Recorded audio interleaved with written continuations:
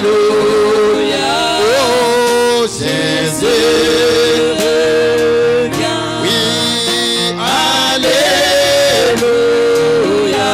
Oh Jésus, reviens. Reviens, Alléluia. Oh Alléluia. Alléluia.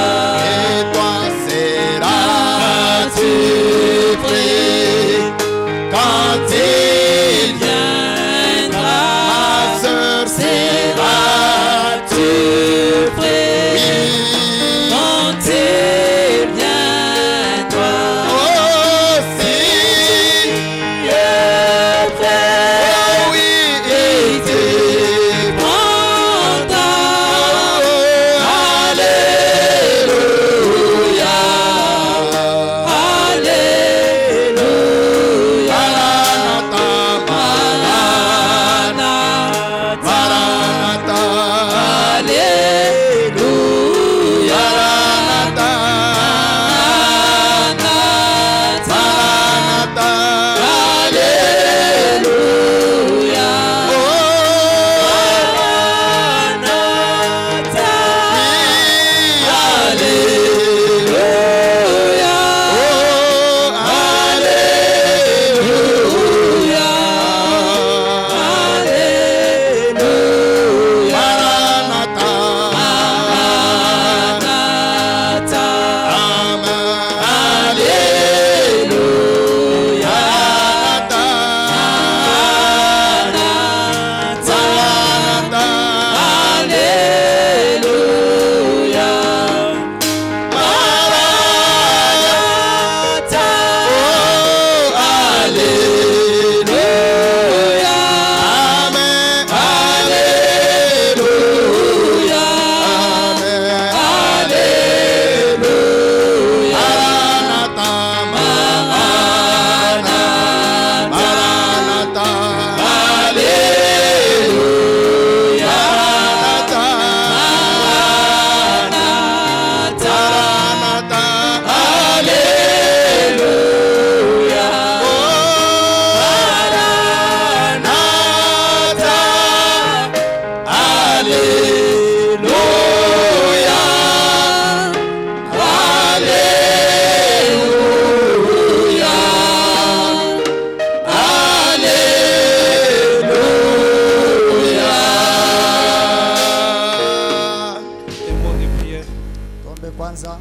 Dieu bien-aimé, Seigneur Jésus, Créateur des cieux et de la terre, quand un jour passe, certainement, ça nous amène, ô Dieu bien-aimé, nous approcher davantage de ta venue. Et Seigneur, notre Père, nous avons plus besoin de toi, ô Dieu. Ce soir, tu nous as donné le souffle de vie et l'occasion pour que nous puissions nous retrouver assis dans ta maison pour t'entendre, toi, nous parler, Seigneur. Nous demandons que le Saint-Esprit de Dieu, lui le grand pédagogue, qu'il puisse maintenant prendre prééminence et contrôle total et donner les contextes de ce que nous allons bientôt lire, Seigneur Jésus. Nous nous attendons tout simplement à toi. Que le sang de Jésus-Christ nous couvre, ô Dieu. Commence avec nous cette partie du début jusqu'à la fin. Tout cela pour la gloire du Père. Au nom de Seigneur Jésus-Christ, avons ainsi prié. Amen. Amen. Comme vous êtes encore debout, nous prenons Ésaïe chapitre 6. Tutachukua Isaya sura yake ya 6 depuis le premier verset jusqu'au verset 8. tutaanza mstari wake wa kwanza mpaka wa 8. L'année de la mort du roi Osias, mwaka wa kifo wa mfalme Osias, j'ai vu le Seigneur assis sur un trône très élevé, niliona Bwana mwenye uketi pa enzi ya juu kabisa, et les pans de sa robe remplissaient le temple. na vipande vya kanzo lake vilikuwa vichakujazwa hekalu. Des séraphins se tenaient au-dessus de lui. Wa serafi walikuwa washashima mbele yake, Ils avaient chacun 6 ailes. wao wote mmoja walikuwa na mabawa 6. Deux dont ils se couvraient la face, Mbele yenyewe ilikuwa afinika uso lao, dont 2 ils se couvraient les pieds, mbili walifunika miguu zao, et 2 dont ils se couvraient pour voler, ils se servaient pour voler. na mbili yenyewe walianza kujisaidia navyo ili wapate kuluka. Ils criaient l'un à l'autre Wakaanza lalamika moja kwa et mwingine, disaient, na wanaanza kusema, Saint, Saint, Saint est l'Éternel des armées. mtakatifu, mtakatifu, mtakatifu ni wa milele Bwana wa Toute la majeshi, terre est pleine de sa gloire. na udongo wote unajazwa na utukufu Les lake. portes furent ébranlées dans leur fondement Mais par là- la voix qui retentissait, Milango ikatikisa vizingiti lake kupitia sauti yenye ilikuwa et la inalalamika, maison s'est remplie de fumée. na nyumba ikajazwa na shimoko. Alors je dis, Hasa nikasema, malheur à moi, ole kwangu, je suis perdu. mie minapotea, Car je suis un homme dont les lèvres sont impures. kwani mimi ni mtu mwenye midomo mchafu, J'habite au milieu d'un peuple dont les lèvres sont impures. nikonekala katikati ya watu wenye milomo yao ni Et mes yeux mchafu, ont vu le roi, l'Éternel des armées.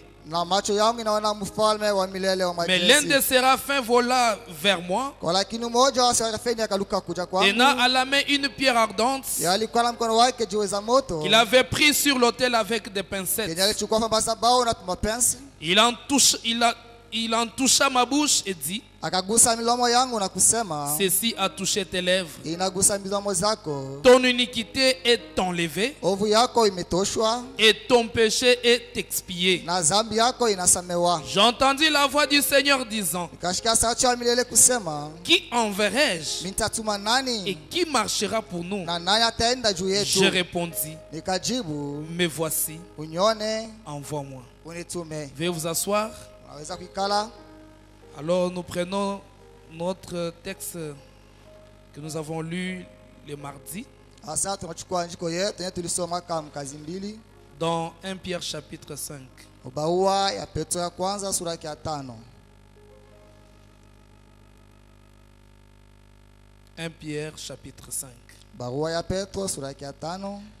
Voici les exhortations que j'adresse aux anciens qui sont parmi vous. Ona onyo wenyewe natumia wazee wenye kwa katikati yenu, Moi aussi ancien comme eux, mimi pia mzee sawabo, témoin des souffrances de Christ mshuhuda wa mateso ya et Kristo participant de la gloire qui doit être manifestée. na mwenye kushirikia kutukufu yenyewe itaonekanika.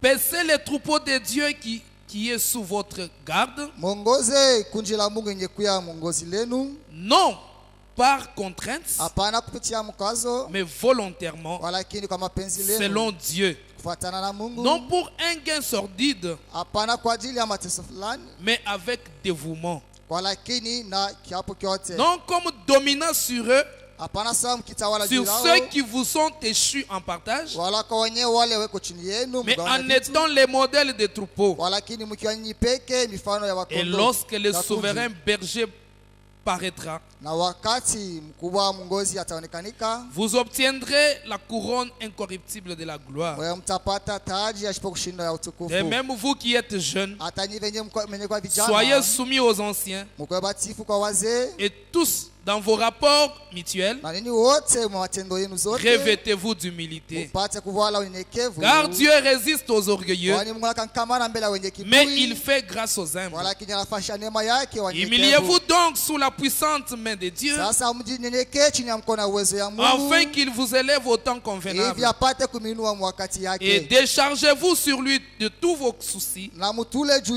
yake masusikitiko yenu zote, car lui-même prend soin de vous. kwani yeye peke atanichunga. Soyez sobre, Mwebe nyofu, veillez. mukeshe. Votre adversaire, le diable, rôde comme un lion rugissant, Mutesi wenu shetani kona kizunguka kando kanu sawa cherchant simba qui kona il nguloma, dévorera. kona tafuta nani mwenye atakula. Résistez-lui avec une foi ferme, Wewe mkankama na imana imara, sachant que les mêmes souffrances sont imposées à vos frères dans le monde. kujua kwamba mateso moja yanayoliteswa wandugu wenu Que Dieu mdunia. ajoute bénédiction à l'étude de sa parole. Mungu aongeze baraka yake kusomea neno Et que lake, Dieu vous bénisse. na Mungu awabariki. Et saluez quand même tout celui qui est à côté de vous. Dites-lui Wala shalom. mkia wote pembeni yako mwambie salama.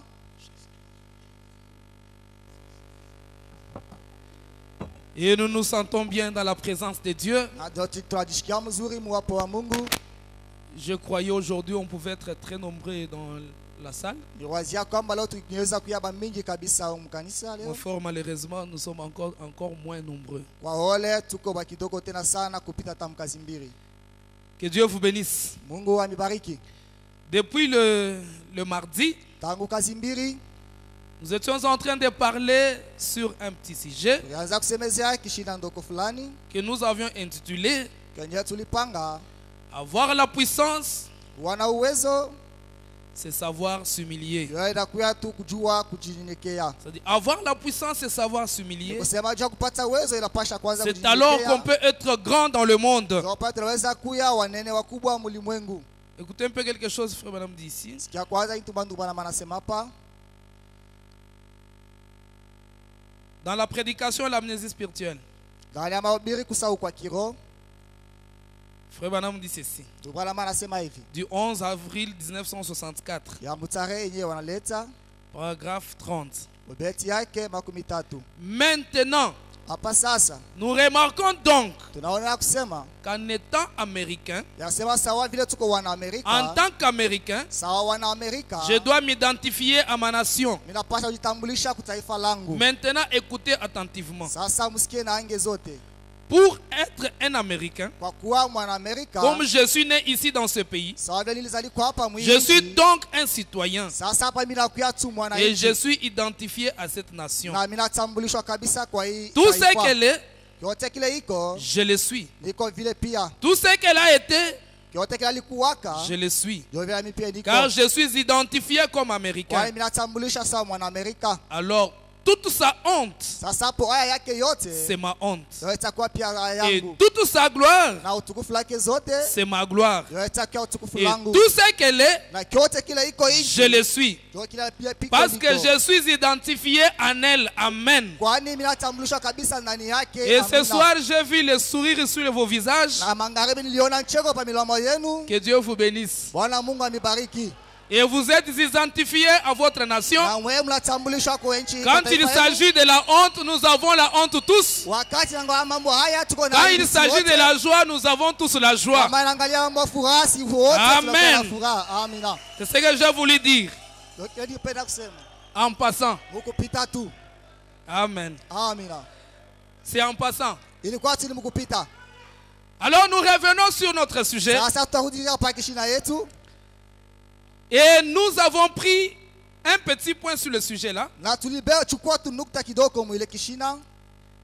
Que nous avons dit, Kaya tulisema quand on s'humilie, wakati tunanyenyekea on est alors sous quelle influence? sasa pale tunakuwa chini ya uvuto gani? C'est-à-dire, quelle alors votre influence? Sasa pale uvuto wako ni gani? Parce que nous avons vu le mardi, Kwani tuliona mkazi mbili. il y a des gens qui sont grands dans ce monde. Uko watu wenye kuwa wakubwa wanene kabisa. Lorsque vous êtes à leur côté, wakati tunakuwa tupembeni yao, vous n'allez pas remarquer qu'ils sont grands. wewe utaona kama wao beko bakubwa. Mais les gens qui sont petits, Sasa watu wenye kuwa wadogo, quand vous vous mettez à côté d'eux, wakati waditia tupembeni vous zao, verrez qu'ils sont grands. Ils se font qu'ils sont grands. wote wanaosalia wanajifanya kuwa Et bakubwa. frère Branham nous a dit Na ndugu bwana que anatuambia les choses sont vraiment contraires. ya kusema bitu biko tu mapindupindu. Un grand ne se manifestera pas grand. Mtu munene asitajonekanisha kwamba ni munene. Il fera que vous puissiez paraître, vous là qui êtes petit, grand. Yeye atafanya kusema wewe mdogo upate kuonekanika mbele yake Et sawa le mkubwa. petit, lui, se manifestera qu'il est grand. Na mdogo yeye atajonekanisha kwamba yuko mkubwa.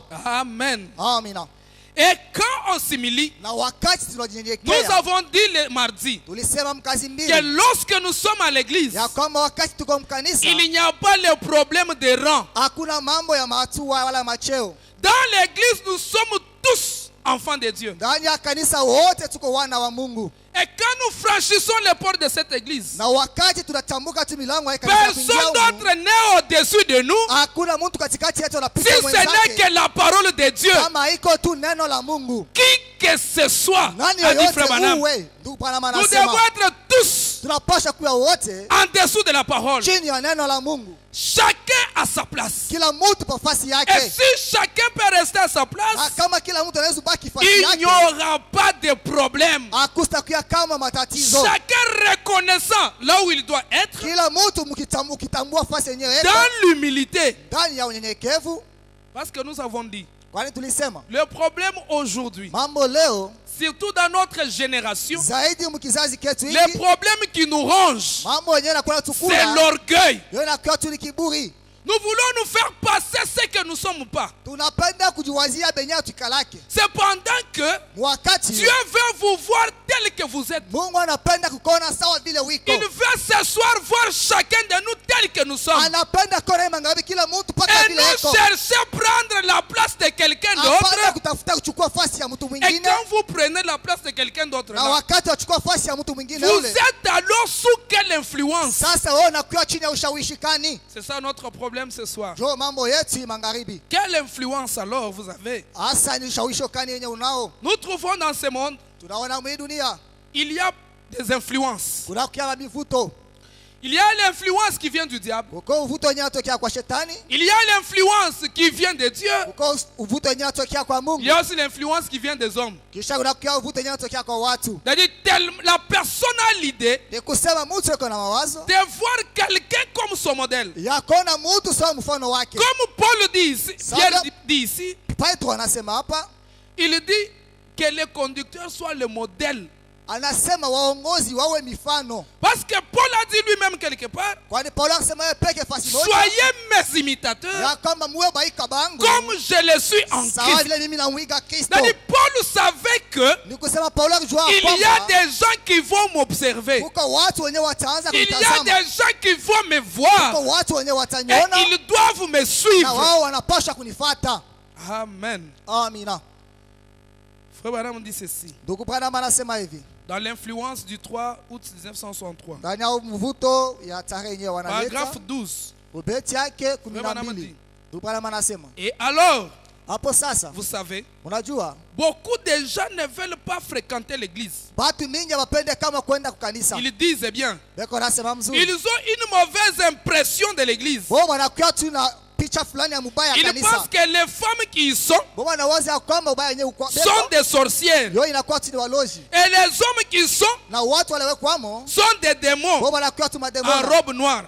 Kwamba mtu mweusi. Ils en ont donc une mauvaise conception, c'est tout. Wao wanakuwa tunaona ubaya kabisa kwa ajili ya Mais kanisa. je vais vous dire ce ils font en réalité. Sasa napenda nionyesha kenyewe wanakalaga na tenda muukweli. Ils veulent observer votre vie pour voir ce que vous faites. Wao wanapenda kutazama maisha yako jua kona kenyewe unatendaka. Je crois que c'est Paul qui a dit. Nami ni ya kwamba ni Paulo Nous alisema. sommes des épîtres écrites de Dieu, Ya kwamba tuko ni andiko yenye kuandikiwa ya lues Mungu. de tous. Yenye watu wote weko nasoma. Que vous passiez dans la rue, Wewe upita hata munjia. que vous travaillez, Wewe hata kukasi uko natumika. partout où vous êtes, Fashi yote wiko. quelqu'un vous observe. Mtu mmoja yuko anaangalia matendo zako. Partout où nous pouvons nous retrouver, Fashi yote tunaweza kujikuta. il y a toujours quelqu'un qui nous observe. Unaekalaka paka mtu mmoja anatangaza maka matendo 13, yetu. Frère Branham dit ceci. 13 ndugu bwana Et anasema. surtout, Na zaidi après que vous avez dit kisha wewe ulishakuwa kusema que vous avez confessé que vous êtes un chrétien, ya kwamba ulikiri ya kwamba uko Mkristo, ils vous observeront alors de plus près. wao wataanza kumitazama karibu kabisa. Et cela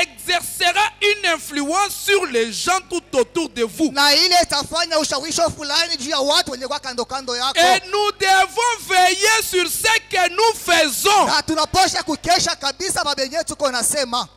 En effet, Kwa hiyo si nous exerçons une mauvaise influence, kama tunatumikisha tu ushawishi wa mubaya, alors nous jetons l'opprobre, sasa tuko natupa aibu. pas tellement sur nous-mêmes, Hapana tu juu yetu mais wenyewe, sur ce que nous soutenons être. kwa lakini juu ya Des kizaidi chrétiens. ya kile kenye tunasemaka twiko ya kwamba Bakristo. Nous jetons cela sur Christ. Tuko natupa aibu juu ya Et Kristo. personne, Na hakuna mtu si nous sommes raisonnables, kama tunakuwa tu watu wafikiri, ne voudrait jamais jeter l'opprobre sur Christ. hatuwezi kama kutupa aibu juu ya Kristo. Mais un mauvais acte, Kwa lakini tendo tu ya à mubaya, un mauvais moment, wakati ya mubaya, aura certainement un mauvais reflet yo itakuwa kabisa kabisa sur inaonyesha la fulani ya personne mubaya qui vous observe. juu ya mtu mwenyewe ule iko na Comme kutazama. je le disais mardi, Iko sawa vile nianza il kuisema y kazi a, mbili. il y a des gens Ils naturellement ne parlaient pas. Ils étaient calmes. Mais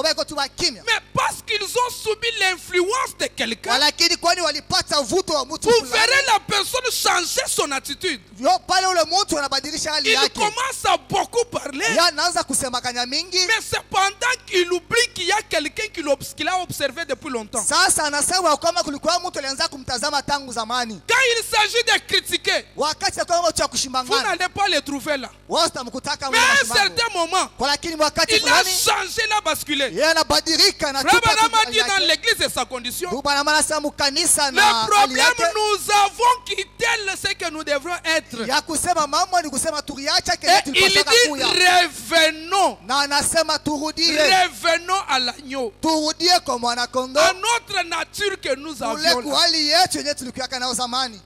Amen. C'est ce que nous devons savoir. Et l'influence, il y a l'influence qui vient de l'ennemi, le diable.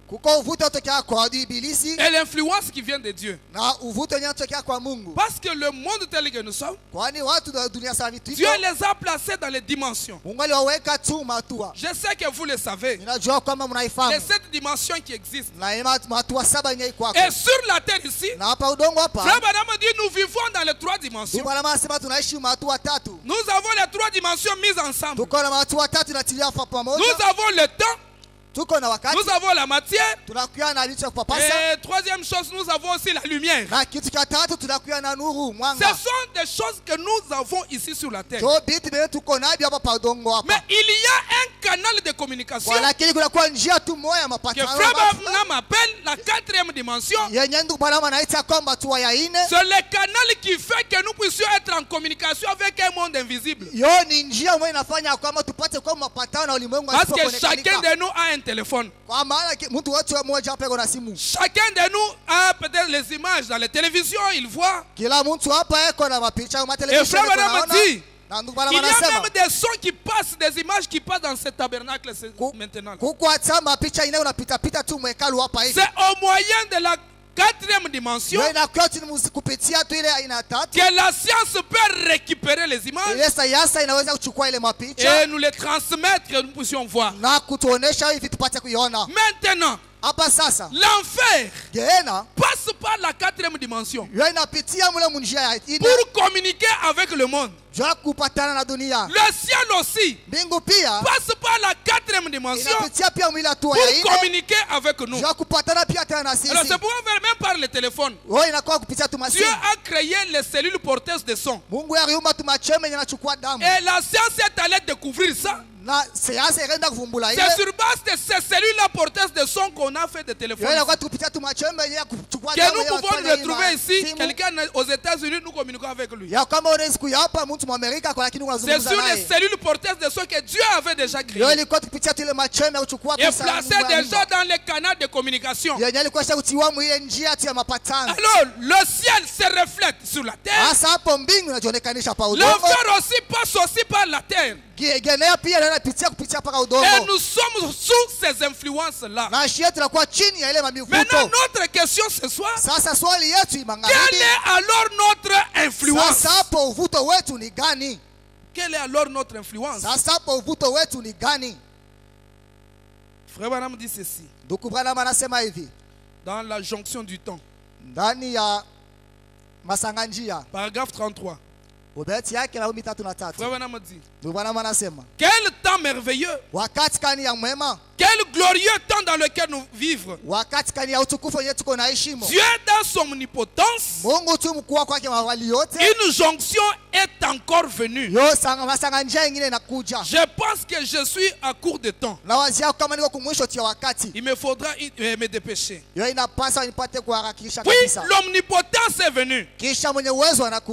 De nouveau une présence. Il y avait un homme du nom d'Akab qui épousa une jeune fille appelée Jézabel. Akab était au départ un croyant. Il était né juif. Il a été circoncis le 8e jour selon la loi. Il a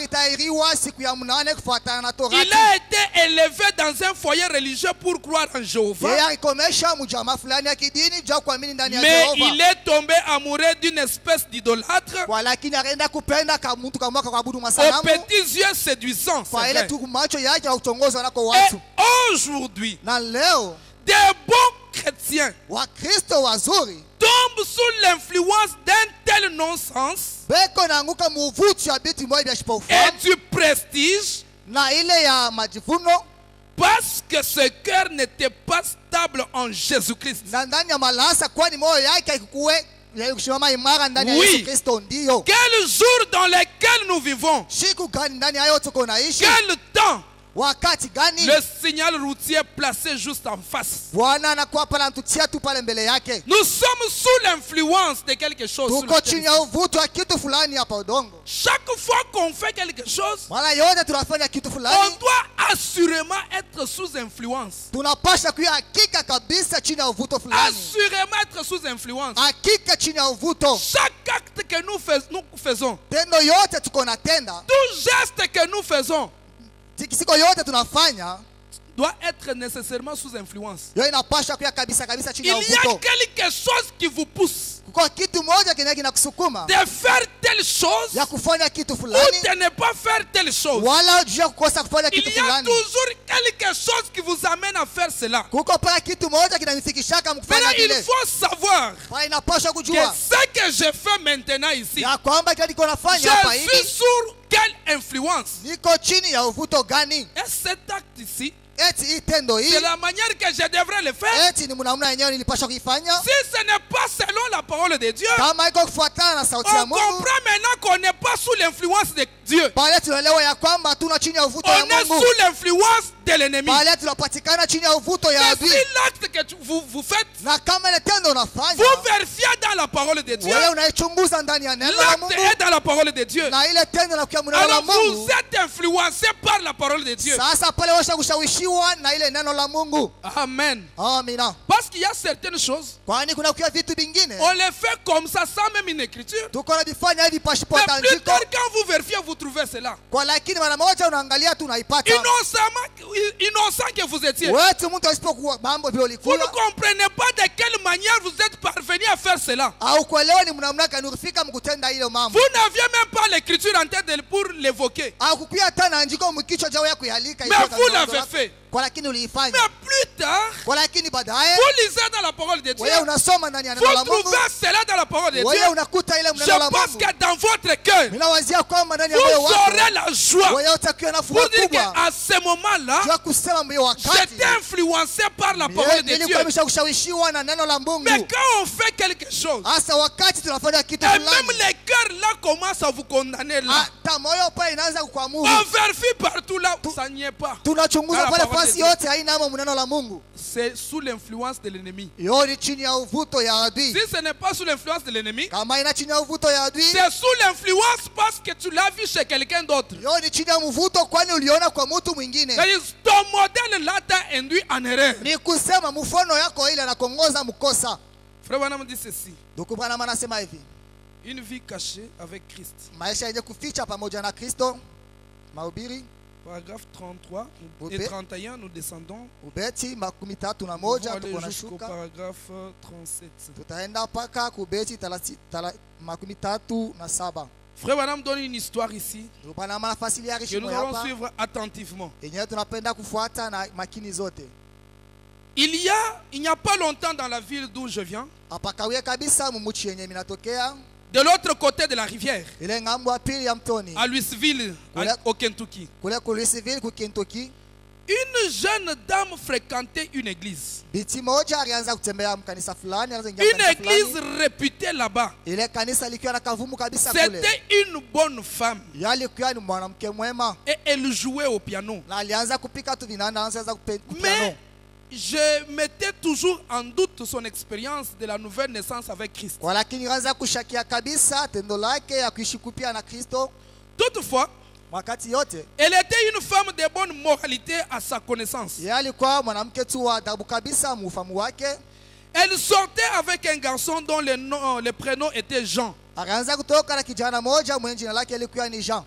Elle s'était donc mariée avec Jean Sasa yari Yohana na Yohana Jean Elle a continué. yakaendelea. Mais quelques temps après, Kwa lakini wakati pour fulani kisha, raison de service, kwa ajili ya mambo ya kazi, Jean a été muté dans une autre ville. Jean alitumwa mu nchi ingine, Et pendant qu'il était là, na wakati alikuwa mwile mchi il a ingine, retiré ses documents, sa lettre d'adhésion alichukua tu ile barua yake ya d'une église pour aller à une autre église. hivi apate kwenda kanisa ingine. Et cette église-là n'était pas aussi spirituelle que l'église de où son oncle était pasteur.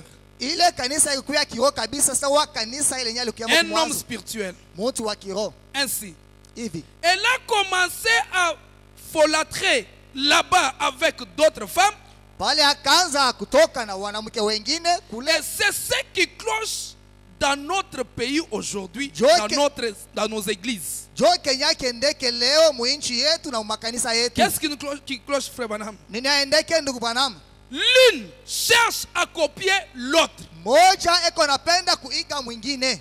Ils ont les yeux fixés sur la télévision et tout. Beko na macho yenye kuchapa television na Et ils yote. cherchent à imiter ou à copier certaines choses obscènes qu'ils ont vues à la télévision. Na banapenda kufuatilisha vitu vingine vibaya benye bariona ku television. Et puis ils amènent dans l'église du Dieu vivant Kisha banaleta bile vitu mkanisa ya Mungu mwenye hai. des hommes saints Watu et watakatifu des femmes saintes na wanamke font watakatifu la même chose. beko nafanya kitu moja moja. Tous des gens qui professent la sainteté. Mule wala watu wenyewe weko na kiri bu Kristo Étonnés.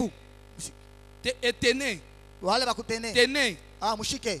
C'est l'une des causes qui vous empêche d'aller de l'avant. Ni umoja wa mambo yenyewe nafanyisha ya kwamba ushende Vous ne mbele. pouvez pas mélanger l'eau et l'huile. Hawezi kuchanga kamwe maji na mafuta.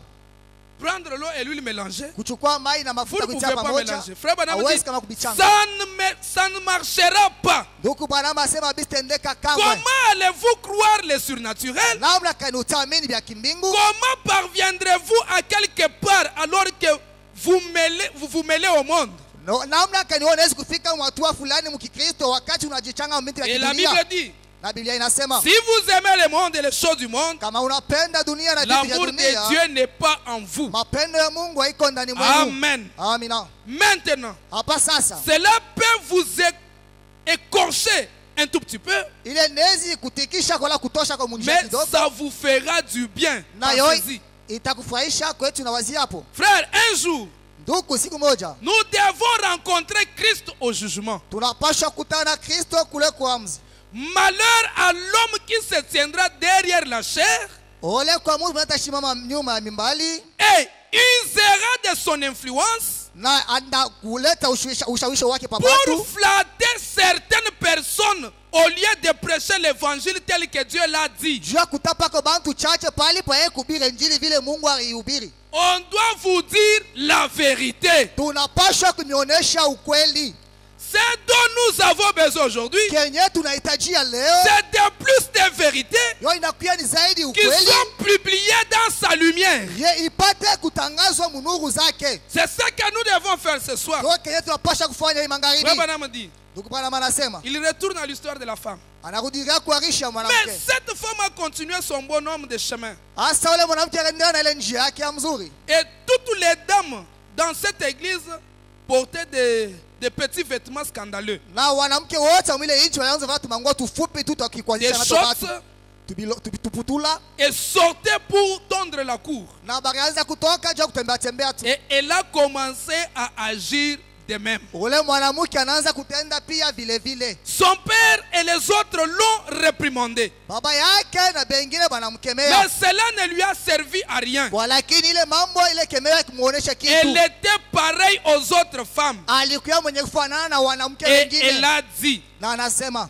mes sœurs le font, pourquoi pas moi? barada yangu wanayatendaka, jua nini mie nishitende? Tellement qu'elle voyait cela, Sawa vile zaidi anaanza elle kuona s'est dit, hiyo. mais mes sœurs ici le font. Anasema barada yangu shimeko Mais na pourquoi yatenda. pas moi? Asa jua nini nisha Eh sikifanya. bien, aussitôt, vous Hapo savez, vile sasa mnajua elle s'est retrouvée fumant la cigarette. yakajikuta akaanza kufuta hata tumbako. Les autres femmes le faisaient. Wanamke wengine walianza kuyafanya. Pourquoi donc ne le pouvait-elle pas? Asa jua nini yashi kuwezi kufanya vile? Voyez, Unaona? Les faits même prouvent qu'elle n'était pas ce qu'elle était censée être, sinon elle n'aurait pas fait cela. Hii mambo inaonyesha kwamba sikuwa Kenya alipashaka kuya. Kama ilikuwa Ce ilipashaka qu'elle se disait là, ce n'est pas ce qu'elle était. Kila alianza kujiita kusema iko Mkristo. Frère Branham dit, j'espère que cela descend profondément en vous. Ndugu Branham asema natumania kwamba Mais c'est inashuka vrai. kabisa kabisa ndani Maintenant, mwenu. remarquez, la Bible dit, Sasa mtazame Biblia c'est inasema à leur fruit que vous les reconnaîtrez. Ya- Voilà, c'est tout. kwamba ni kwa matunda yabo cho mtabatambua. Et Uona puis, kuna si vous malipo. remarquez bien,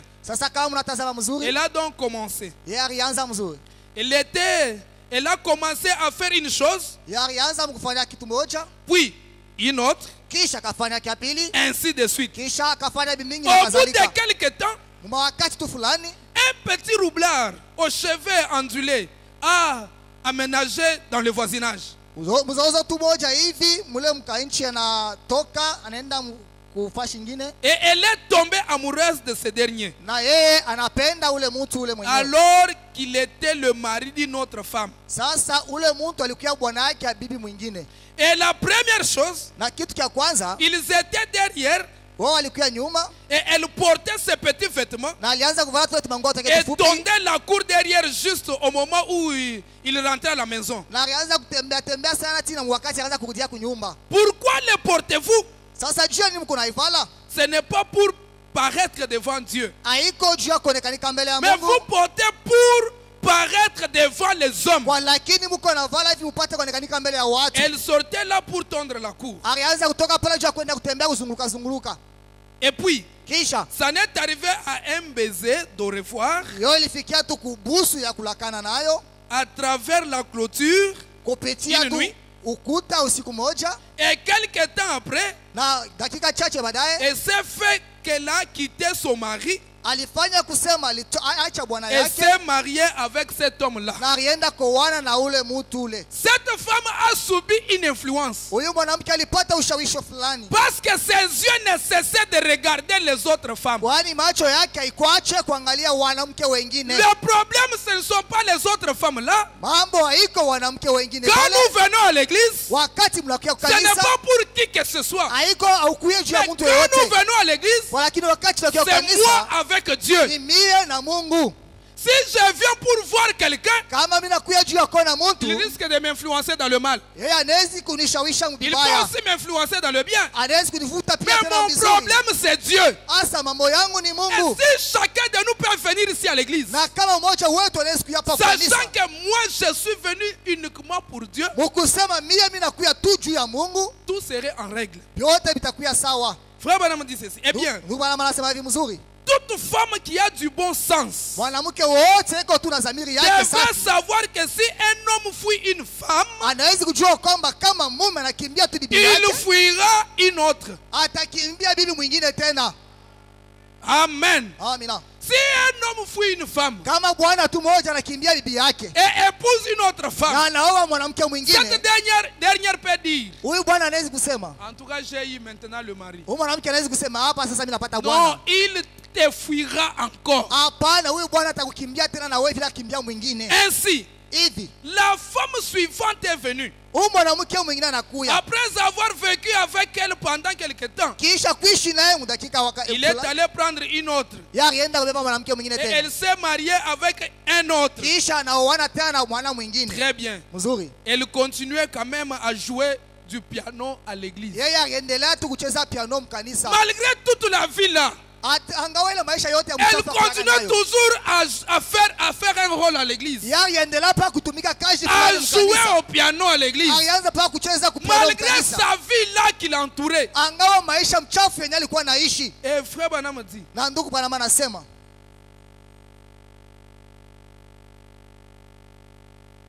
ainsi cela s'est répété constamment. na hivi ile ilifanyika mara Et mingi zaidi, quelques temps après, cet homme-là quittait aussi. na wakati fulani ule bwana akamwacha pia, Et il est allé voir, prendre, elle aussi est allée prendre une autre concubine. yeye Concubin plutôt. akaenda kuchukua bwana mwingine tena kuishi Eh naye. bien, la femme est allée. Ule mwanamke alienda, Un homme, on a découvert que ses péchés l'ont suivi. barivumbula kwamba zambi yake Et alifuata quelques temps après, na wakati son fulani cas kisha s'est empiré. mambo yake yakakuwa Elle a zaidi ya commencé nguvu. à ressentir des douleurs au bas-ventre. Sasa akaanza kushikia tu maumivu chini ya Elle est tumbo. allée chez le médecin. Yeye alienda kwa wanganga Et celui-ci, en les consultant, na wanganga kumchunguza, a dépisté la maladie au niveau de l'organe féminin. yeye akavumbua tu ugonjwa Elle kwa avait mwanamke une wake. tumeur maligne, Yeye alikuwa tu kivimbo tu, le cancer, qui était trop avancé pour qu'il soit opéré. alikuwa na kansa yenyewe ilikuwa shakunenepa, iloma wapata Et kuipasula, il lui a dit, na akamwambia prépare-toi pour la mort. wewe ujitayarishe tu juu ya Rien ne kifo, peut être fait. hakuna kitu tamu Yesu kufanshika. Elle est allée chez un meilleur médecin Yeye alienda kwa munganga wa kujua sana dans une clinique. ndani ya hospitali Ils ont fulani. dit la même chose. Wao walisema kitu Tu moja es moja, mourante. wewe uko mtu wa lufu. Alors, elle s'est fait que le pasteur de notre église provenait de la même dénomination que cette femme. Asa ilifanyika kwamba pastor wa kanisa yetu alitokea madhehebu moja moja. Il est donc allé la voir. Asa yeye alienda kuona yule mwanamke, Il a dit, anamwambia si je peux l'amener à s'abandonner à Christ, kama mimi naweza kumfikisha ajitolee tu kwa Kristo, je ferai venir frère Branham mimi nitamwita ndugu Branham pour prier pour elle. hivi ndugu Branham amuombee. Quand il est allé la voir, Wakati alienda kuona yule elle a mwanamke, simplement engueulé autant que possible. yeye alifokea yule mhubiri zaidi wakati alipenda. Elle a dit, Anasema je vais vous faire comprendre une chose. mimi nitapenda nikueleweshe kitu kimoja, Je ne vous ai jamais envoyé chercher. shia kutumaka kama kwenda kutafuta. Et elle a dit, Na anasema je suis tout aussi bonne que vous. mimi niko mwema kabisa mpaka vile uko mwema. C'est l'attitude de quelqu'un qui est déjà dans un mauvais sens. Ni kusema hali ya mtu mwenye kwa mbubaya,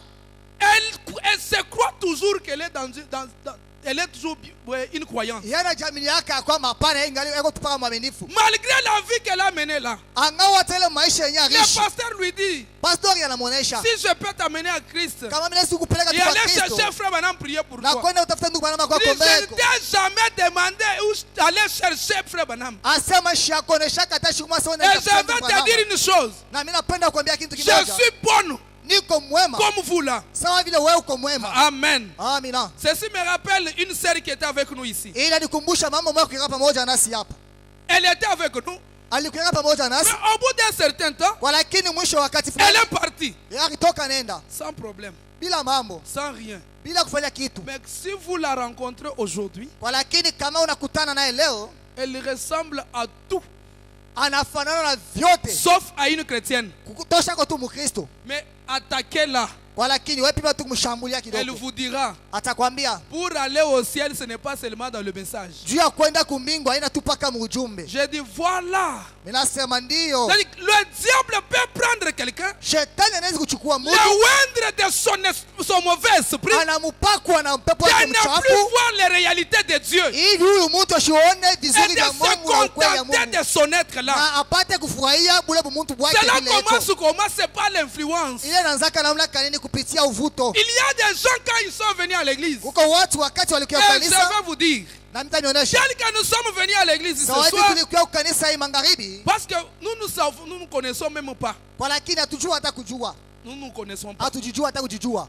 Nous voyons nos corps qu'on a nommés de différents noms. Tuko naona tu mili yetu yenyewe tulipanga Mais manjina kwa chana assurément, chana, à l'intérieur, nous ne connaissons pas. kwa lakini kwa ukweli ndani hatujijue, Alors, pour hatuiwani. l'assurance, Jua hakikisho, on doit être sûr envers soi-même. tunapasha kuwa hakika na wewe peke.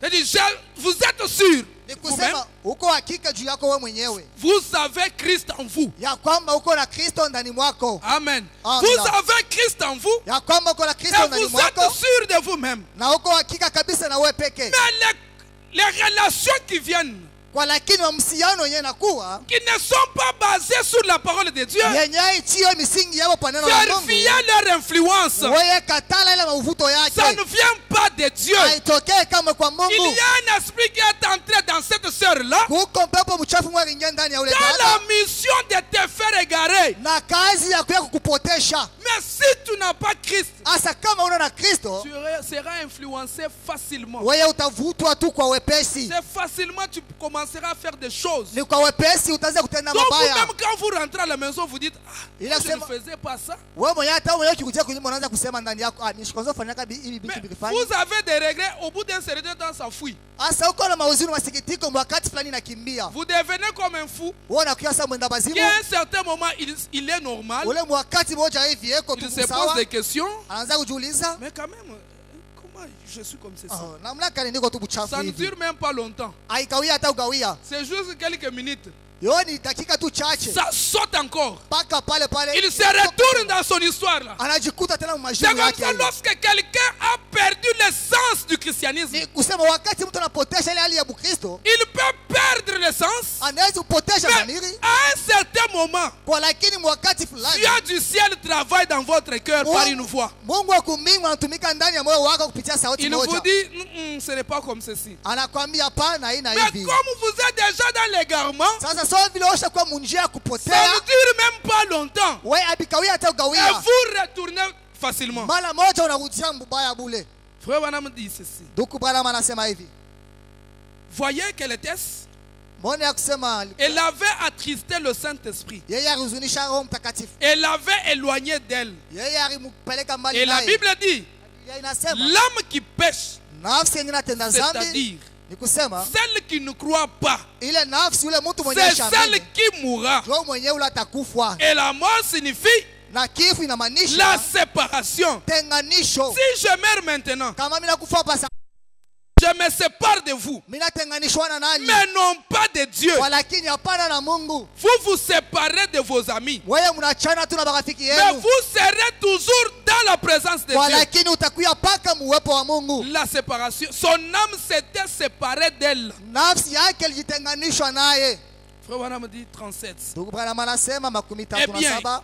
il y a une chose. Kwa kitu kimoja Dans le cœur, ndani ya moyo, l'âme réside dans le cœur. nafsi iko na keti ndani Et ya vous moyo, croyez à partir du na cœur. wewe unaaminiaka kupitia moyo. On ne reçoit pas la religion dans la tête par la connaissance venant d'un livre, Hatupatake dini kupitia ndani ya kichwa mufamu yenyewe kutokea mais mtabu. on reçoit la religion dans le cœur par une expérience dans le cœur. Kwa lakini banapataka ile dini ndani ya moyo kupitia Et le cœur ndani ya moyo. s'accordera toujours avec la Bible, Na ile ule Mungu atajambatisha kabisa paka na Biblia. mais la tête raisonnera. Walakini kichwa kitaanza Et la Bible kuwaza. dit que nous devons renverser les raisonnements. Na Biblia inasema tunapasha kuangusha Vous ne mafikiri. pouvez pas vous y prendre avec votre pensée. Hawezi kuingiamo na mawazo yako. Le diable œuvre là-dedans. Shetani yako na tena mule ndani ya Vous mawazo yako. devez vous y prendre avec votre cœur. Wewe unapasha kuingiamo na moyo wako Mkristo. Ainsi sa pensée lui disait, eh Na bien, hivi mawazo yake yakaanza c'est kumwonyesha sema, raisonnable.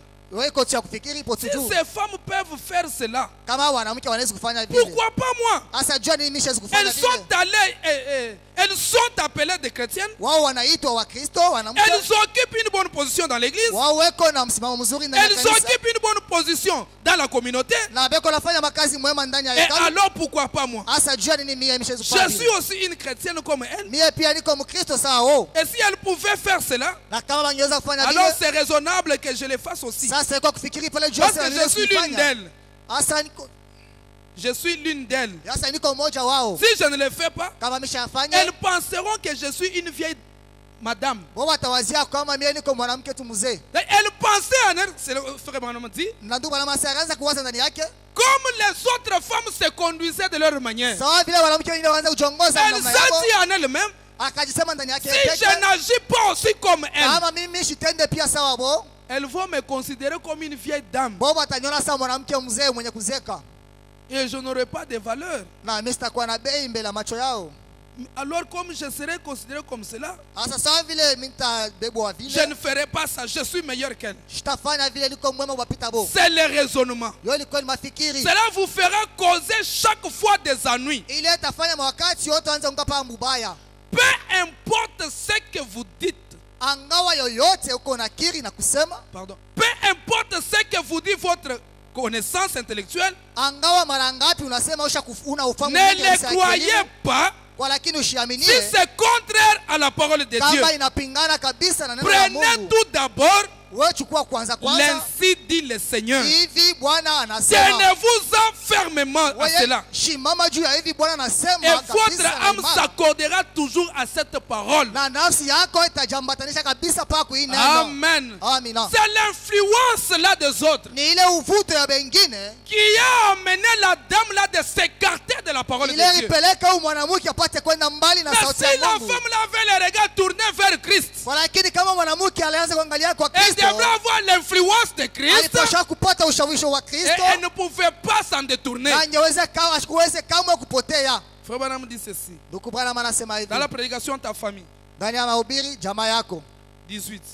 tarehe 18. Ainsi donc, Hivi sasa nous voyons que ces centurions romains, tunaona kwamba wasantenye wa Romain waskari wa il Kiroma était seul qui gardait la prison là.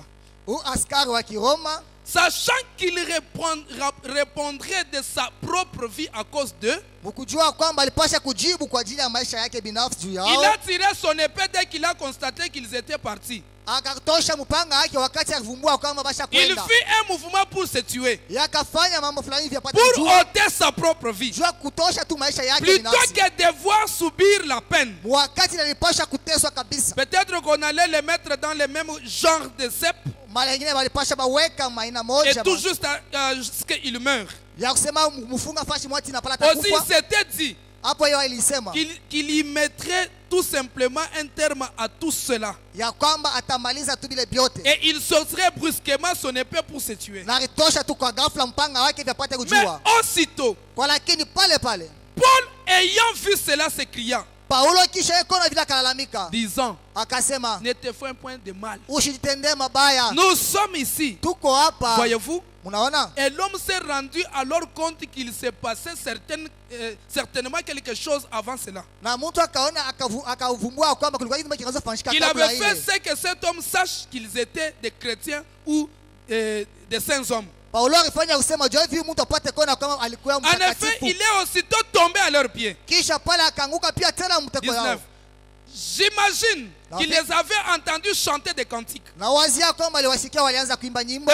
C'est lui qui gardait la prison. Ni kusema ule askari akaanza uchunga gereza. Pouvait entendre Paul et les autres dans la prison là Angeweza kushikia Paulo na bengine mle faire mgereza. certaines choses. Boba alianza kuimba nyimbo kufanya C'est-à-dire, vitu. frère Branham dit, j'imagine qu'il chantait certaines cantiques. Ndio bwana anasema na wazia kwamba bakaanza kuimba nyimbo. Et il les avait entendus donner des témoignages. Na yeye aliwashikia wakaanza kupeleka maushuda. Il avait suivi leur conversation. Yeye alianza kufuata mazungumzo Eh zao. bien, réfléchissons une minute, les amis. Sasa tuwaze kwanza dakika moja wenzangu. Si ces centurions romains étaient convaincus Kama huyo askari wa Kiroma alihakikishwa et persuadés parce qu'il a entendu ces deux hommes, na alivutwa kwani alisikia watu des wawili prisonniers qui avaient été battus de verge, watu wafungwa wenyewe walipigwa kabisa na Eh bien.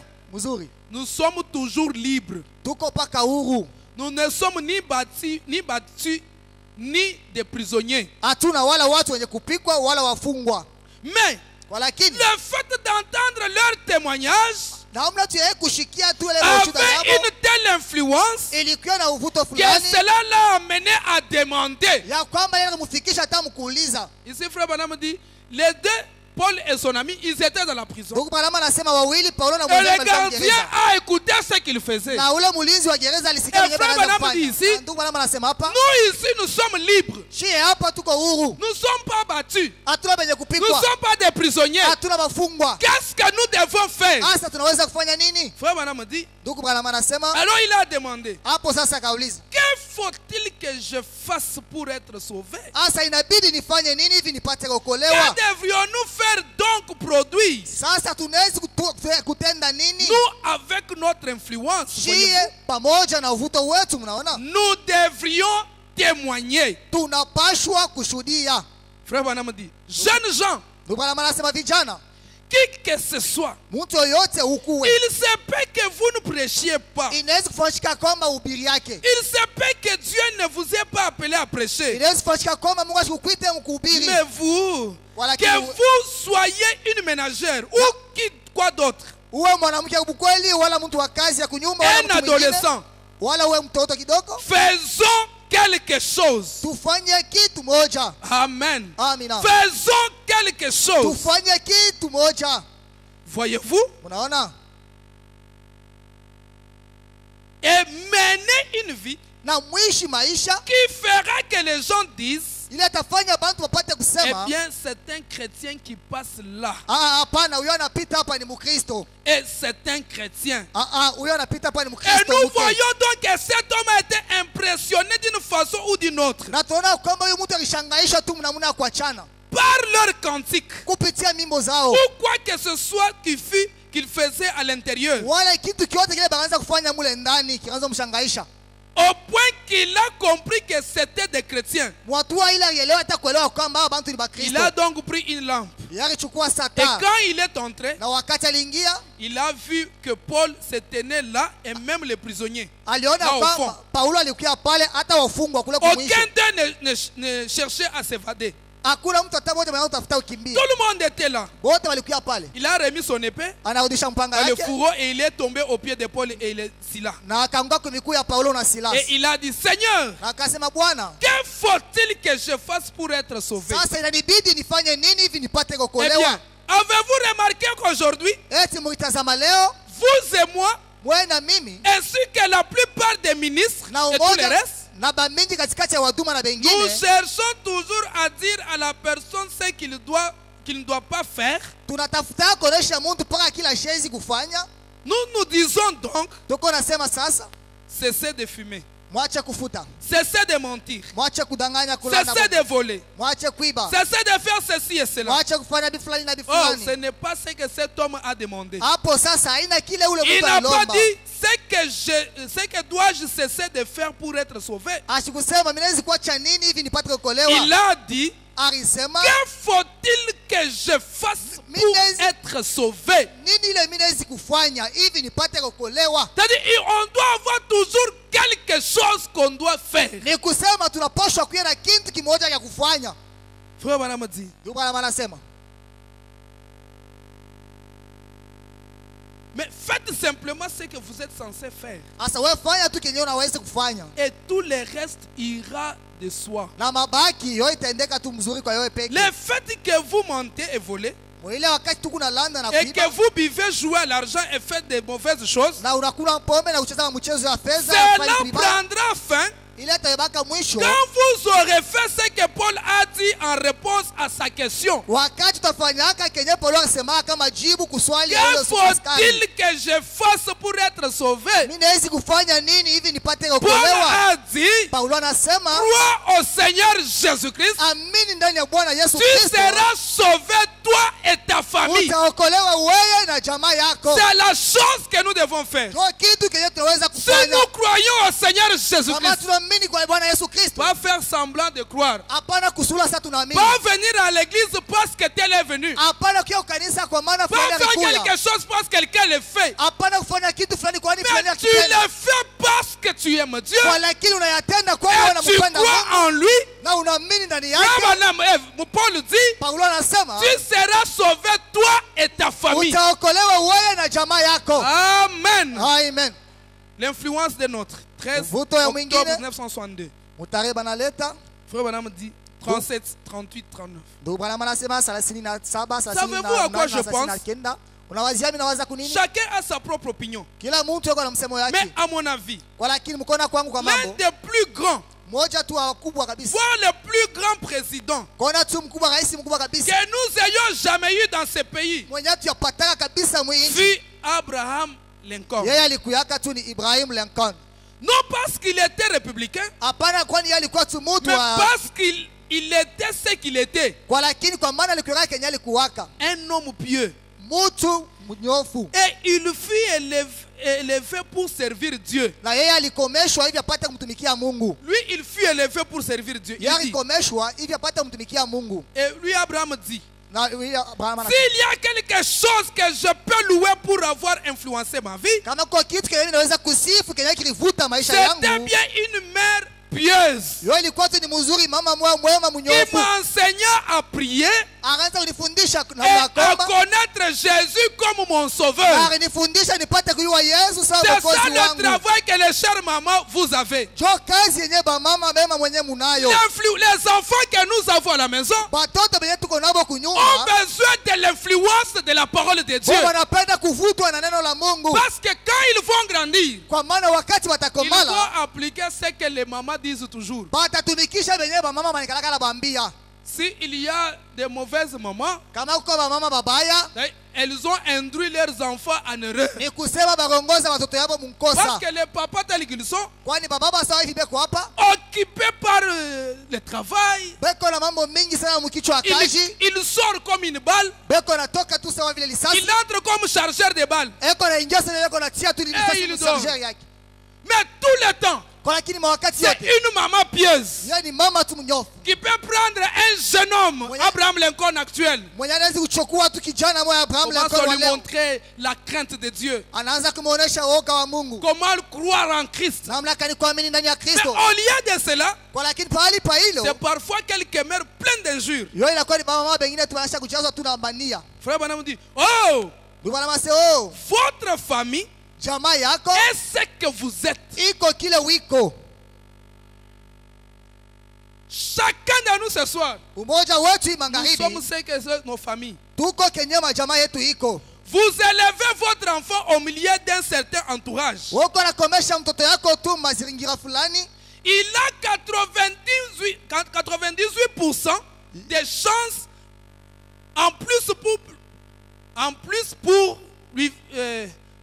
pour lui de bien vivre. Anakuwa na asilimia 98 ya kubadilika hivi Il a apate kuishi. beaucoup de pourcentage pour bien grandir. Eko na asilimia mingi ya kabisa hivi apate kukomea mzuri. Que si vous l'aviez élevé de la mauvaise manière, Ya kwamba kama tu wewe mkomeshaka et la Bible dit, na Biblia inasema instruis l'enfant selon la voie qu'il doit suivre, wewe fundisha mtoto et kufuatana njia quand il atafuata, sera vieux, il ne s'en détournera na pas. wakati atakomea hastaacha kama ile Frère njia. Branham dit, Ndugu Branham anasema soyez bien élevés. wewe mfundishwe mzuri. Amen. Amina. Soyez bien élevés. Mkomeshwe mzuri. On doit faire des actes pour montrer réellement qu'on a une bonne éducation. Ni kusema tunapaswa kufanya matendo yetu tunaonyesha kwamba bakatufundisha Parce que mzuri ce kwetu. que nous faisons parfois en public, Mara nyingine bila tunafanya nous katikati ya montrons watu, nos réalités de nos familles. wanaona kabisa kabisa bibi wameshaka majamaa Et yetu. Frère Branham dit, Na ndugu Branham anasema enseignez vos enfants à bien agir, wewe mfundishe watoto wenu wapate kutenda à vizuri. être honnêtes, Wewe bawe tu banyofu, à être francs et loyaux, bawe tu banyofu kabisa même wenye quand ils kunyoloka, sont à l'école. hata wakati beko kwa masomo. Amen. Amina. Frère Branham dit ceci. Ndugu Branham anasema hivi.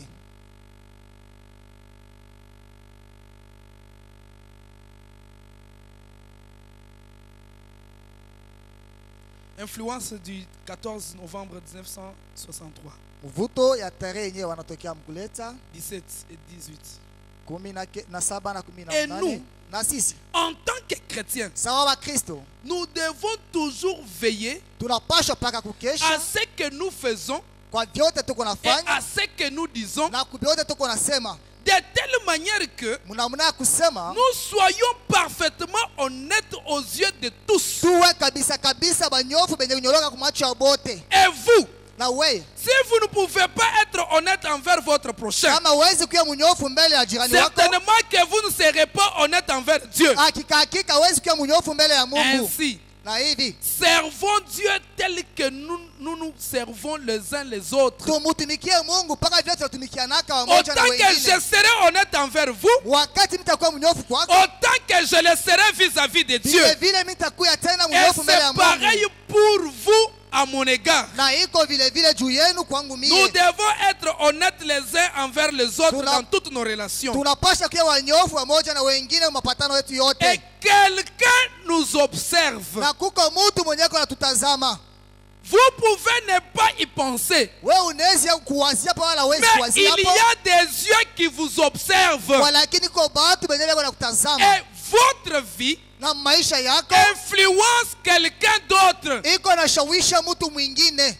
Amen. Amina. Peut-être que c'est un petit enfant. Mali ingine ni mtoto tu kidogo. Et ce petit enfant peut grandir pour devenir un autre Finé ou un autre Moudi. Na ule mtoto kidogo anaweza kukomea jua kuye Finé mwingine Ou wala mtu quelqu'un mwingine. d'autre. Wala mtu Nous mwingine. ne savons pas. Hatujue hapana. Mais votre vie influence quelqu'un d'autre. Kwa lakini maisha yako iko navuta mtu mwingine. Quand nous marchons, Wakati tuko natembea, comme frère Branham le dit, sawa vile tu Branham il y a anayasema, toujours quelqu'un qui nous observe. kuko paka mtu mwenye kalaka Lui dans anatuangalia. sa tête là, Mwenye ndani ya kichwa il yake, se dit, yanasemaka, je vais être comme Pasteur Élisée. ninapenda kuya sa Pasteur Élisée. Son modèle, Asemi ye mfano wake c'est tu le Pasteur Élisée. ni Pasteur Élisée.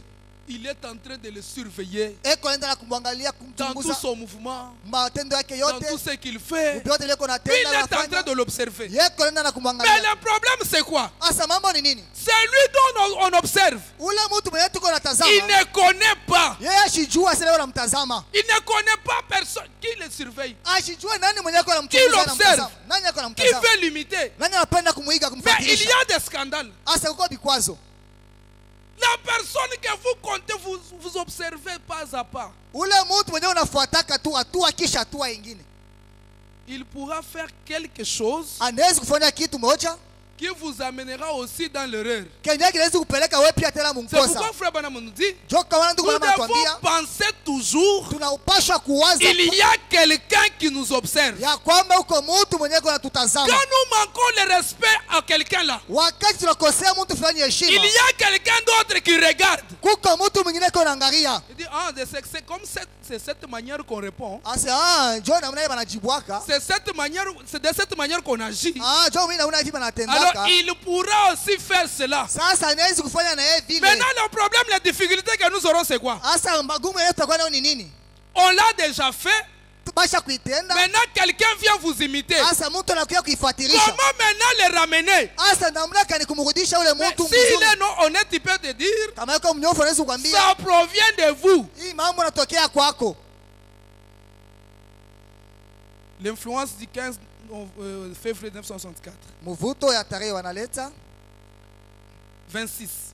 makumi mbili na sita. Souvenez-vous, la Bible dit, Mkumbukeni Biblia vous inasema êtes des épîtres vivants, mwe mko mianjiko yenye hai écrites et lues de tous les hommes. yenye kuandika na watu wote wako naisoma. Or, Hapo sasa beaucoup de gens ne veulent pas lire la Bible. watu mingi wapendaje kusoma Biblia.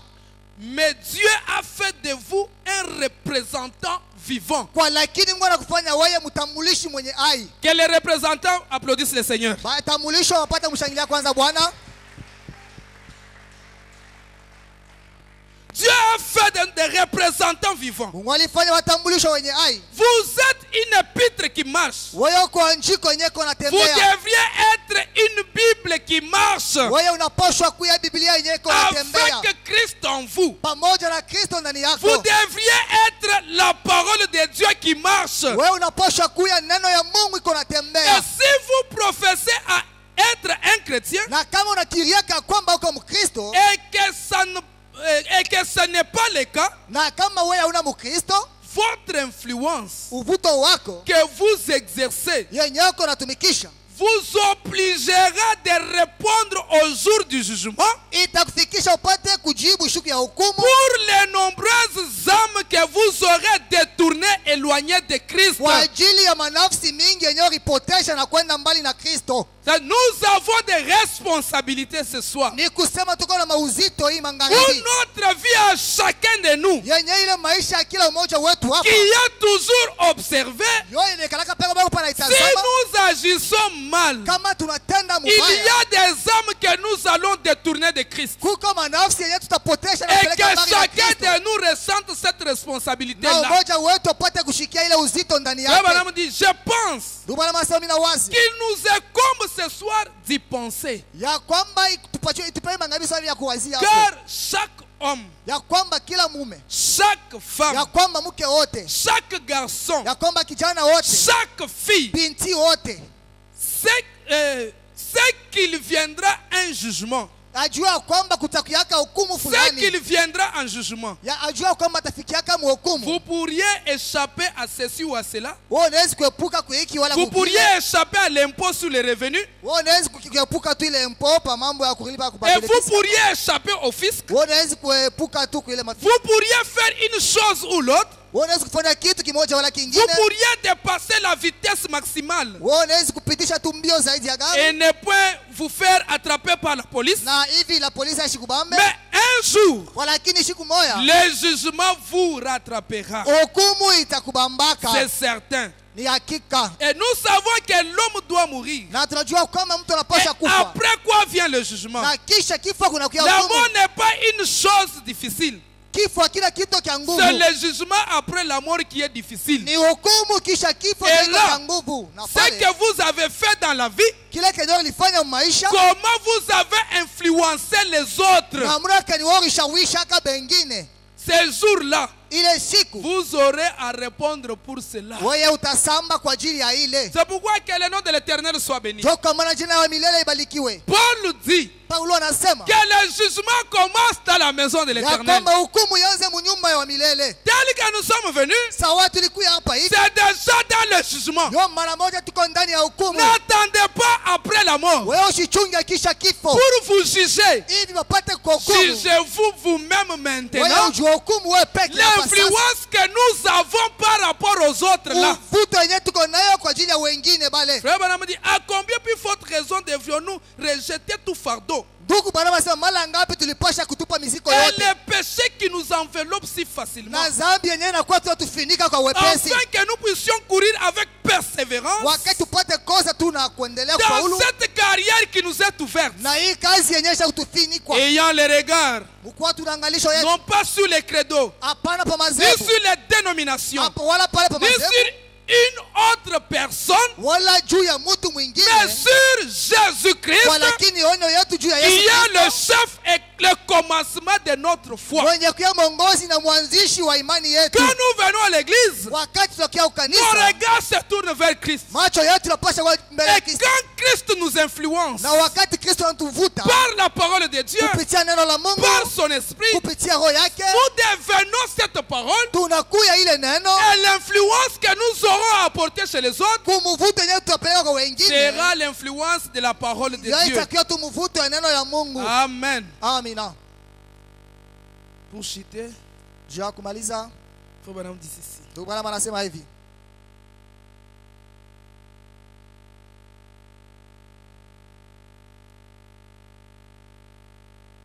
Dans la prédication, les dons Ndani de ya Dieu trouvent toujours leur place. ndani ya mahubiri mazawadi ya Mungu inapataka mpaka fasi yayo. Frère Branham dit ceci. Kama anasema hivi. 45.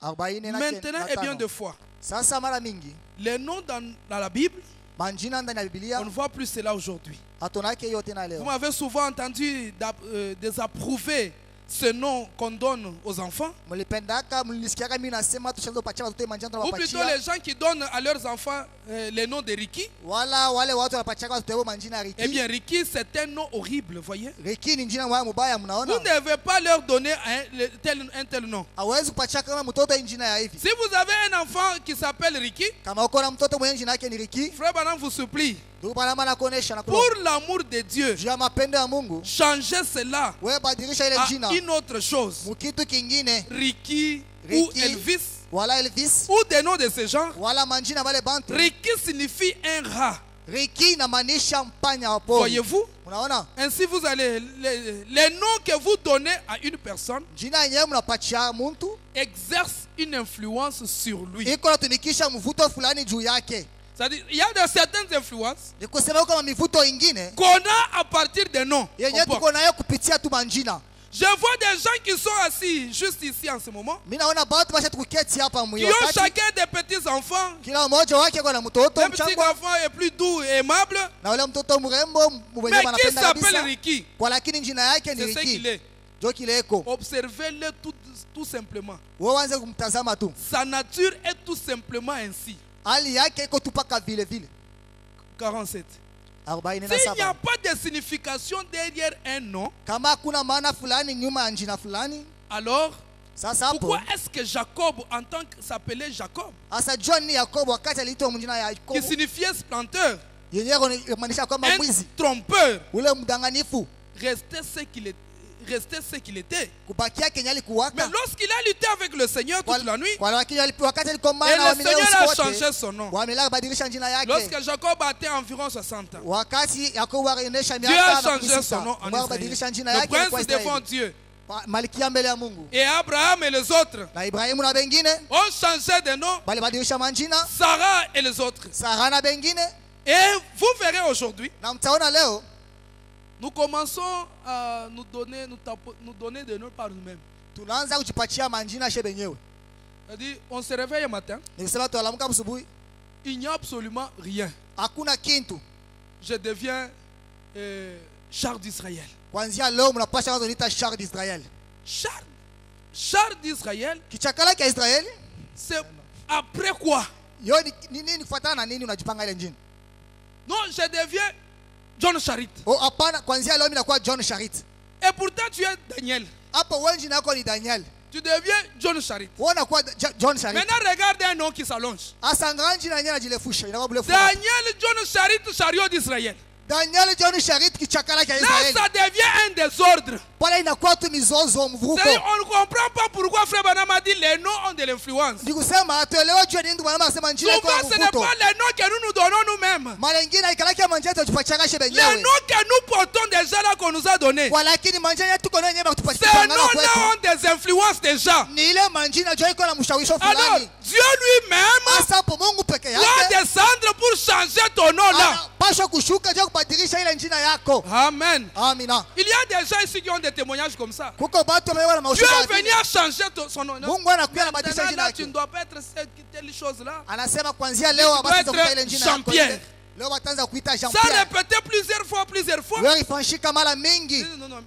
En tout cas, je dois prendre Jean-Pierre. Et il voit effectivement Basi hapana anapaswa kubeba Jean que Pierre. sa vie est changée. Kwa lakini anaona kwamba maisha yake Mais yanabadilika. l'imitation même dans les noms. Kuiga hata umanjina. L'influence même dans les noms. Uvutu hata Parce umanjina. que tel il est Daniel. Kwani fulani ni Daniel? Toi, tu n'es pas Daniel. Wewe una Daniel? Mais tu es influencé par Daniel. Kwa lakini unavutiwa kupitia Un Daniel. matin, tu te réveilles. Asubuhi mbona lamuka? Je suis Daniel. Leo jina langu ni Daniel. Tu es juste influencé par le frère là. Wewe unavutwa tu kupitia ule nduku. Cherche à savoir le pourquoi je suis en train de faire cela. Bila kujua Kenya unafanyia ile mambo. Quelle influence qui est derrière Sasa ni uvuto kanyenye iko quand nyuma. tu fais cela? Wakati uko nafanya vile.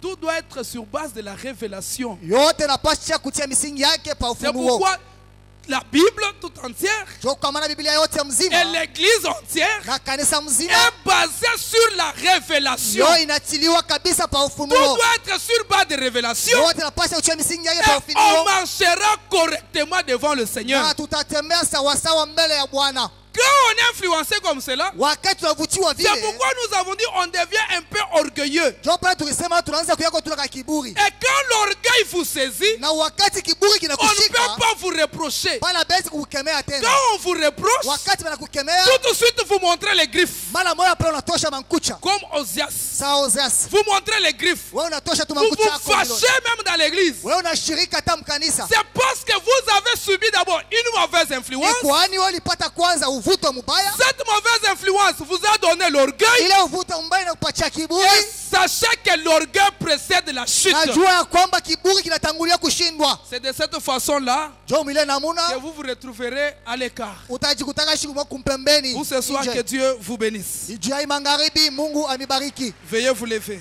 Upate kusimama wima. Pour ce soir, chacun doit penser à la responsabilité que nous avons. Jai magharibi kila mtu anapasha kuwaza kuuzito yenyewe tunayo. C'est une grande responsabilité Yo ni uzito ukubwa kabisa. de savoir que nous sommes tous surveillés. Ya kujua kwamba sisi wote tunachunguzwa. Que ce soit qui que ce soit, Iwe nani katikati yetu, homme ou femme, mume wala mke, garçon ou fille, kijana wala binti, chacun de nous, kila mmoja wetu il y a quelqu'un qui vous observe. kuko mtu mmoja mwenyewe kuna kutizama. Et la personne qui vous Na observe, ule mtu kuna kutazama il veut être comme vous. anapenda kuwa sawa wewe. Il veut vivre comme vous vivez là. Anapenda kuishi vile unakalaka naishi. Mais soyez-en sûrs. Kwa lakini kwa hakika. C'est pourquoi quelque part la frère Banam Diamba. Kama nafasi n'avons pas dit ça. Anasema Quand vous suivez la personne, vous qui suivez. Wakati unafuata mtu mwebi fuata ya bantu. Frère Banam dit. Anasema soyez sûrs. Kwa hakika. Que la personne là suit Christ. Ya kama ule mtu yuko anafuata kwa anamfuata Kristo. Il ne faut pas suivre quelqu'un pour le suivre, non. Hapana ufuata mtu cha kumfuata. Soyez certain que la personne là suit aussi Christ. Kwa hakika kama ule mtu pia kwa sinon il va vous amener en enfer. Kama ina vile atakupeleka mgeena. Si on peut nous donner un cantique. Kama banaweza kututumia wimbo moja. Mapendezi ya dunia.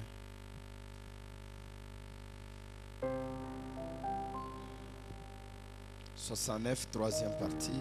Mapendezi ya dunia.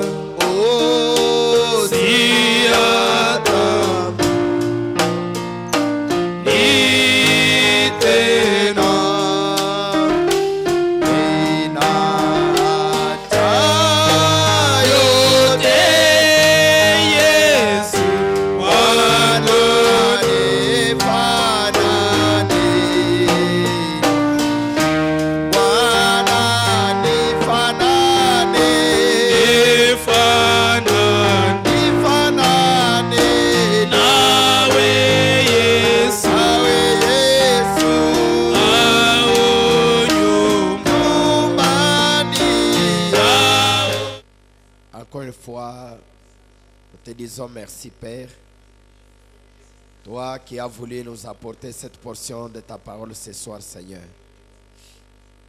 Cher agneau de Dieu, Dieu Tout-Puissant, tu viens de nous prêcher sur les influences. Il y a les influences au Dieu Tout-Puissant familial. Il y a les influences de l'école. Il y a l'influence du ciel Seigneur Jésus. Dieu Tout-Puissant, si nous nous sommes retrouvés à cet endroit ce soir, Père, ce n'est pas dans le but d'être, ô Dieu Tout-Puissant, tiré vers les choses de ce monde, mais nous voulons être influencés, ô Dieu, par les choses du ciel. Voilà ce dont nous avons besoin, Seigneur. Car, éternel mon Dieu, mon roi, ces influences de ce monde, ô Dieu Tout-Puissant, tirent leurs origines dans l'enfer. Et un jour, éternel mon Dieu, mon roi, tu pourras brûler ceux-là, ô Dieu Tout-Puissant, qui ont été influencés par les choses de ce monde. Alors que la Bible nous déclare, Seigneur, que nous vivons dans ce monde, mais nous ne sommes pas de ce monde, Seigneur. Permets, ô Dieu Tout-Puissant, que nous soyons influencés par ce précieux message, éternel Jésus. Que ce message puisse avoir de l'impact dans nos vies. Que ce message nous apporte, ô Dieu Tout-Puissant, la délivrance, la transformation de nos vies. De sorte, ô Dieu du ciel, que chaque moment, Père, que nous pensons pour le ciel, que les anges se manifestent, Seigneur. Car William Branham nous dit, Seigneur, chaque fois qu'un chrétien se mettra à passer sur quelque chose, la chose, ô Dieu du ciel, devra lui arriver. Plus nous pensons au surnaturel, plus le surnaturel, ô Dieu puissant, se manifestera, Seigneur. Voilà ce dont nous avons besoin ce soir. Laisse que nos pensées soient connectées au surnaturel. Que nous puissions penser jour et nuit à la présence de l'ange. Car chaque fois que nous pensons au Dieu puissant, à cet ange, un jour nous finirons par le voir. Seigneur Jésus, voilà ce dont nous avons besoin, ô Père. Bénis ton serviteur, la bouche par laquelle tu nous as apporté ta parole. C'est un homme, Seigneur, il est fatigué. Nous te prions, cher agneau de Dieu, de les rétablir davantage. Bénis notre pasteur qui l'a programmé, oh Dieu. Toi, tu savais dès avant la fondation du monde, ô cher agneau de Dieu, qu'il pouvait nous apporter ce message, Seigneur. Merci pour cela. Nous te recommandons, ô Dieu du ciel. Nous te recommandons le service de la collecte des dîmes et offrandes. Daigne, ô Dieu puissant, nous conduire dans ce service. Tout ceci pour la gloire du Père, au nom de Jésus-Christ. Amen. Amen.